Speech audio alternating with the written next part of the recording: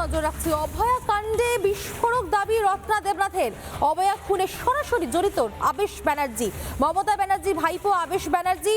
আবেশের বিরুদ্ধে অভিযোগ করছেন রত্না দেবনাথ। অভয়া কাণ্ডের তদন্তে গতকাল পানিহাটি শ্মশানে যায় সিবিআই। অভয়ার মা রত্না দেবনাথ তিনি বলছেন, তড়িঘড়ি যেভাবে তার মেয়েকে অভয়াকে যেভাবে তার শ্মশানে তার দেহ নিয়ে চলে যাওয়া হয়েছিল, তার শেষকৃত্য সম্পন্ন করা হয়েছিল, অভয়ার বাবা মাকে না জানিয়ে সেই ঘটনায় পুরোপুরিভাবে জড়িত রয়েছে আবেশ ব্যানার্জি। মমতার ভাইপো আবেশ ব্যানার্জি তার বিরুদ্ধে বিস্ফোরক অভিযোগ করছেন পানিহাটির বিধায়ক এবং অভয়ার মা রত্না দেবনাথ। অভয়ার খুনে সরাসরি জড়িত রয়েছে আবেশ ব্যানার্জি, এমনই চাঞ্চল্যকর দাবি করছেন তিনি। ঠিক কি জানিয়েছেন রত্না দেবনাথ, শোনাই।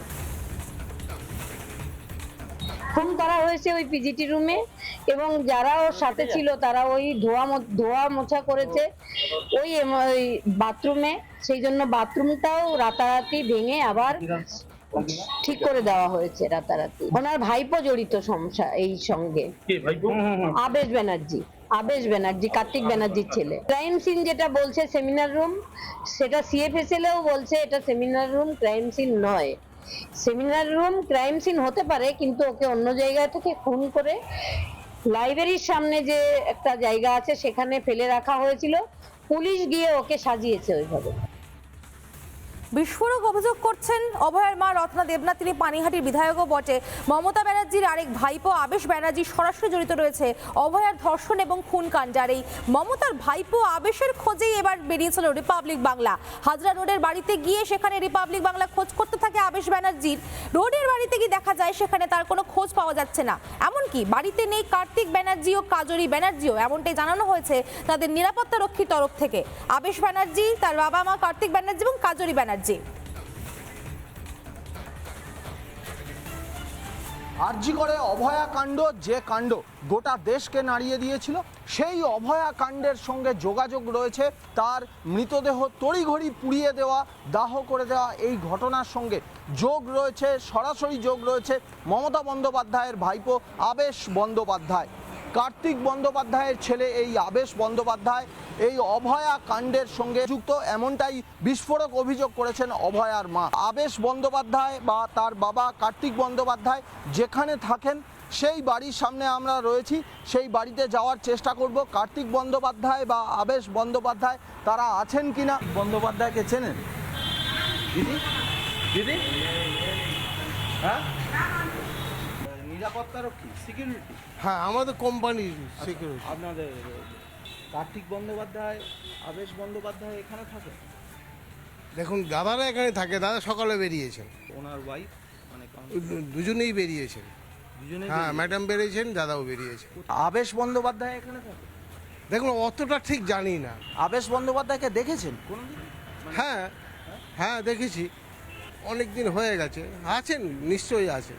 কার্তিক বন্দ্যোপাধ্যায় এবং তার স্ত্রী কাউন্সিলর কাজরি বন্দ্যোপাধ্যায় যে ফ্ল্যাটে থাকেন, সেই ফ্ল্যাটে তারা দুজনেই থাকেন।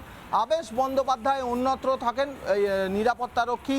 তিনি বলছেন যে তিনি কোথায় থাকেন সেটা তিনি জানেন না, তবে আবেশ বন্দ্যোপাধ্যায় মাঝে মধ্যে এখানে আসেন। সপ্তাহ দুয়েক আগে তিনি এসেছিলেন, অন্তত ফ্ল্যাটের নিরাপত্তারক্ষী সেটাই বলছে।